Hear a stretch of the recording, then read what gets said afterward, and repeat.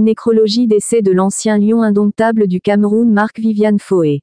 Dans cette je vous expliquerai les 04 versions qui ont suivi et qui auront été déclarées comme cause de sa mort. Né en 1975 au Cameroun, il décède le 26 juin 2003 à Lyon lors d'une rencontre contre la Colombie sur le terrain.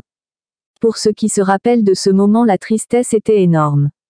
Comme étant camerounais, des raisons diverses ont été évoquées pour être la cause de sa mort. Voici la première raison. Selon son père, Marc-Vivian Foé était malade et suivait un traitement médical il y avait pas trop longtemps.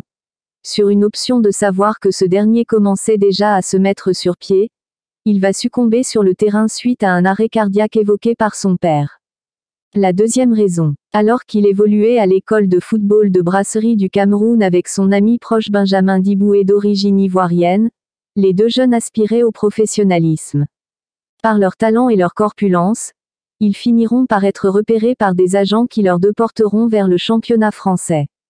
Mais vu la concurrence et trop de talent, il fallait faire l'exception et être meilleur joueur.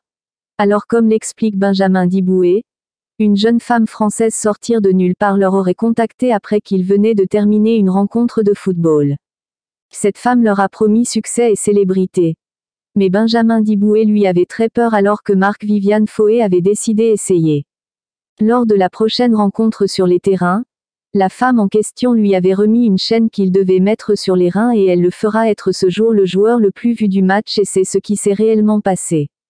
Attirés par ça, les deux jeunes vont donc accepter la proposition de la jeune femme d'avoir un maître spirituel qui leur aidera à surpasser les autres et être meilleurs sur le terrain. Un rendez-vous a été établi, dans un hôtel. Surprise à l'entrée d'une chambre d'hôtel, les deux stars vont apercevoir un homme entouré d'un géant serpent où ils prirent peur.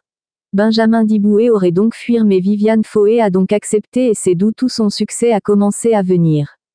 Année après année le succès continuait jusqu'à ce jour où pour un sacrifice, le prêtre maléfique aurait demandé à Marc-Vivian Foé la personne qui comptait extrêmement à ses yeux et malheureusement c'était sa mère.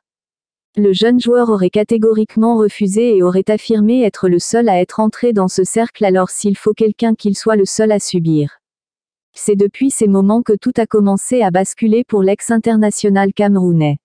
Son chantier chez lui s'est arrêté, de multiples malaises on commence à le prendre et un jour il finira par mourir. Ceci est le récit de son compagnon Benjamin Diboué qui a vécu toute la scène avec lui. Alors à la prochaine vidéo je parlerai des deux dernières raisons, abonnez-vous.